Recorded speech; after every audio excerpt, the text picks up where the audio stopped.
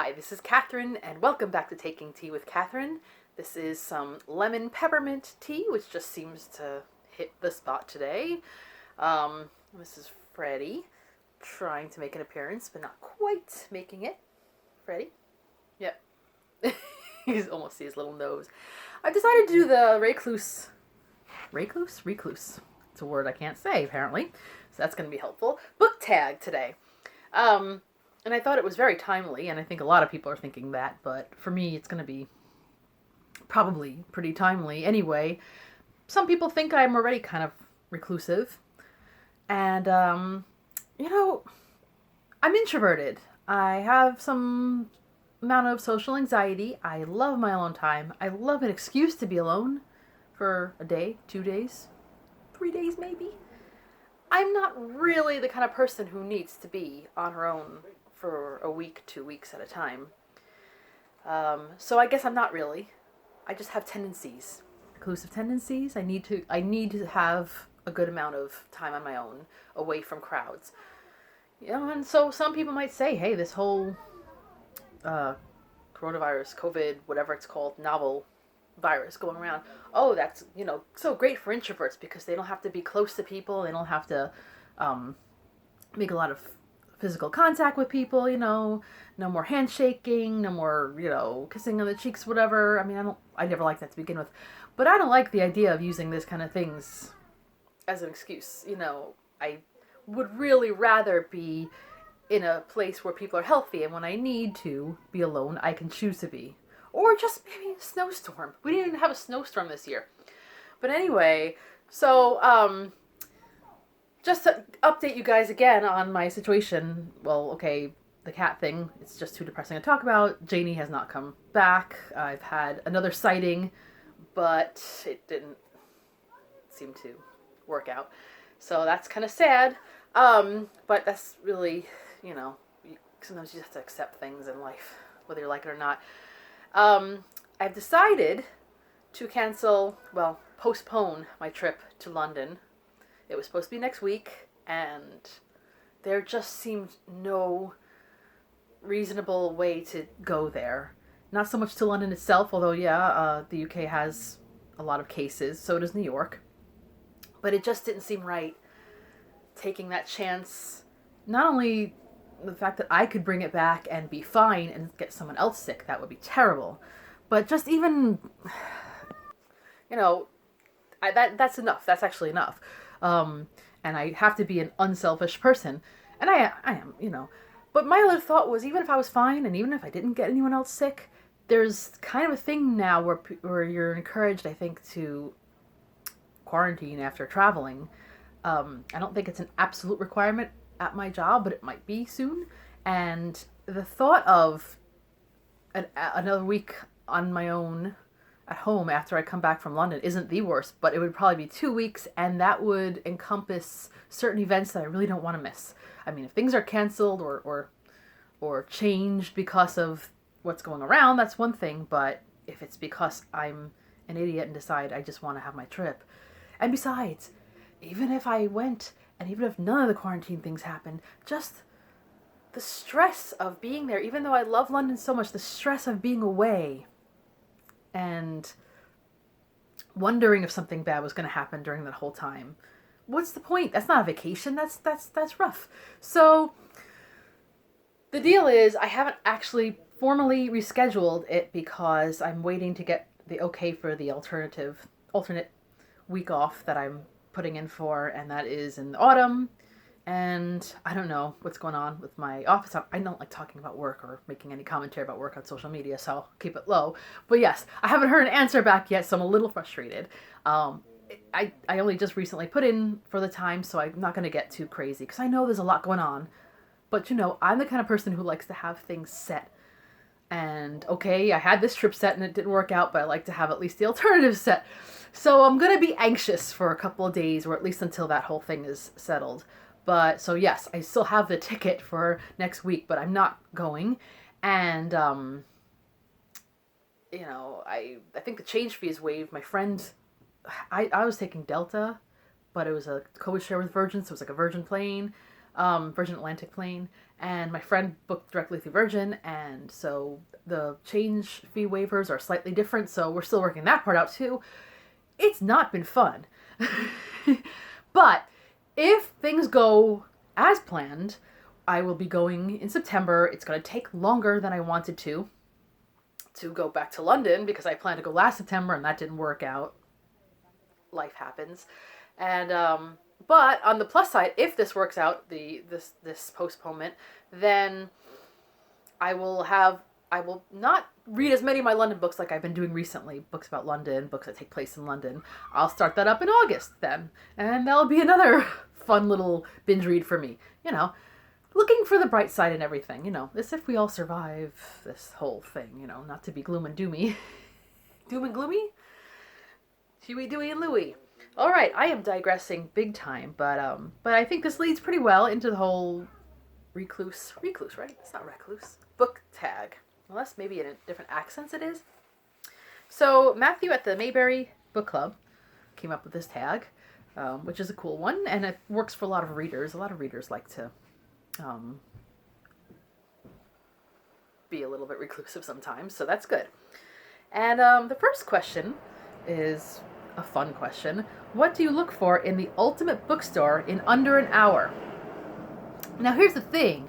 Believe me, if I found my ultimate bookstore that had all the things that I would love in a bookstore, I would want to spend more than an hour. However, I work near 2 bookstores at least that are possible to visit within a lunch hour and possible to look around pretty well. Maybe you'd have to rush through eating, but otherwise you get a good deal of browsing time. So, I could do something good, but I would have to plan. And what would I look for? I would look for things that I can't find anywhere else, and that would be even annoying to find online. I was thinking, I was seeing a lot of excuse the pronunciation because I'm terrible again, Georgette Heyer? Is it Heyer?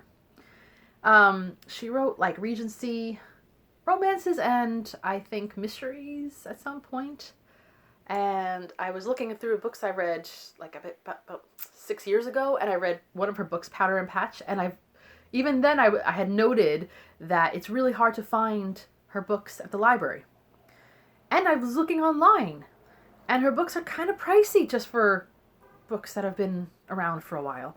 And not impossibly pricey, but kind of like if you're already budgeting too much for books, goodness, where are the priorities? And I've gone to bookshops and I almost never see her books. So I would probably look for people like that. Or even the authors, the writers that I like, but I don't always find their full range. Like last year when I was in San Antonio with my sister, and we were looking for certain books by Trollope. Anthony Trollope. And Dickens.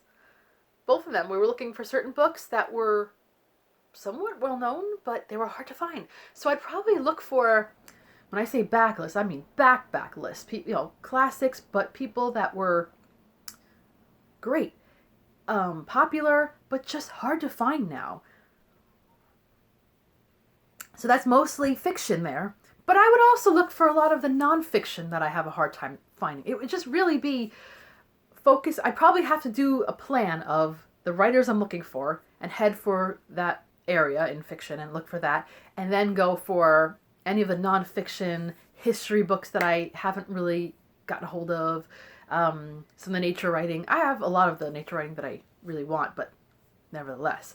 Anything that in the past couple of years of my visiting quite a few bookshops and also online shopping that just I haven't found anything reasonable. And again, I go to the Strand pretty often. They have a great selection, and I could spend under an hour there and still have a good time. But man, the ultimate bookshop. So I hope that was thorough enough. I don't know. There's a lot, like during Victober, when they were talking about all these Victorian authors that I almost never see their books anywhere, that would have been a part of the list too. That goes with what I said. So, number 2. Who is your favorite reclusive character or novel with a reclusive, antisocial, loner character, a novel with an isolated or claustrophobic setting? I don't know if this is just looking for one answer for all of this. Claustrophobic setting, I always think of those kind of mysteries where everybody's stuck in one spot. I recently finished Murder on the Orient Express by Agatha Christie, and that kind of feels like that. You know, it's not like you're just stuck in a resort. You're snowed in on a train, which is narrow. Which, yeah, when I heard about, going back to this again, when I heard about all the uh, people on those cruise ships that had to be stuck on the cruise ships for a while, quarantine, I thought that was no thank you, you know? I mean, I don't care. That's a no thank you for me. But what sprung to mind of the books that I really like, and the characters that I found interesting, is Renee from The Elegance of the Hedgehog by Muriel Barbary. Which is one of my favorite books. Not everyone agrees with me, but I think it was fun. It does delve into philosophy for a while. That can get a little much. But Renee is so interesting because she is the concierge, which is basically like kind of like a supervising landlady type-ish. I don't know exactly. She lives in this building, in this apartment building, where a lot of well-off-ish people live. And she's not of their financial status or of their class. And she acts kind of grumpy and like, kind of middle-aged, set in her ways, a little bit cranky, a little bit maybe off-putting to some people. And they would never know that she appreciates fine foods, she appreciates great music and films and books. And she has a friend, I think her name is Manuela, who's I think a Portuguese housekeeper, I could be wrong about that, who comes over and will bring pastries or whatever and they'll get together. So she's not a complete, loner, but she's basically is kind of a grumpy cat and hides who she is from everybody else until a certain gentleman moves into the building and starts to, have a feeling about her. So that is, I think, one of my favorite types of characters that fall into that slight category. I can never say enough about The Elegance of the Hedgehog. I've surprisingly only read it twice, but it will be a reread probably in the next couple of years. If I can fit it in. Okay. Now, here comes the one that works with me. With a week off, with no obligations, what books would you like to read? So if everything works out with this deal of mine of, okay, I'm not going to London, I still hope, now I hope, we don't know if things are going to change and if something happens and I have to quarantine anyway, but I really hope to hang on to the week that I had off this month. Why not? This is a great month to be home for a week anyway. And it wouldn't be next week, it'd be the week after. And I don't know how the weather is going to be. I don't know how far this whole virus is going to spread. But generally, unless I do one or two things outdoors that might be nice, generally I have the plan to be home for most of that week. So, with a week off, with no obligations, what books would you like to read? I mean, so many books that I have here that I would like to read. I would like to read another Trollope. I would like to delve into one of my history books. It could be one of my Peter Ackroyds that I've had recently, the McCullough. I'm really not having a good day with pronunciation. Massive apologies. All the books that I've, been hoarding over these years that there's a vast variety of books I would love. Every day a different kind of book. One day a mystery. One day history. One day a tea book maybe. One day a classic. One day maybe a contemporary novel that I've just been holding off on. I've been looking all these books about cats, and yes, it's a little depressing reading about cats when I just lost one recently, but maybe it'd be a good way to get myself in the mood for looking into future adoptions. I don't know. And I still live with 2 cats and I love them, so that would be great. So there's so many different books I would love to read, and then it says, what books would you actually be reading? And actually, probably some of that might factor in, but probably just the books that that are already on my TBR. Although March I had kept a pretty small TBR aside from the March Mystery Madness. I had Shirley by Charlotte Bronte, which I probably won't start if I'm not taking it with me. So I'll probably hold off on Shirley this month. Shirley, I can't be serious. I am, and don't call me Shirley. So, I'd probably really I might start something new, but I'd probably just continue in all the books that I have. I have so many books that I've started. If you guys are at all on my Goodreads, I think you have access to see what the books I'm currently reading. There's probably like 12, 13, 14 of them. Some of them I haven't been reading recently, so they're inching forward very gradually. But yeah, I don't know.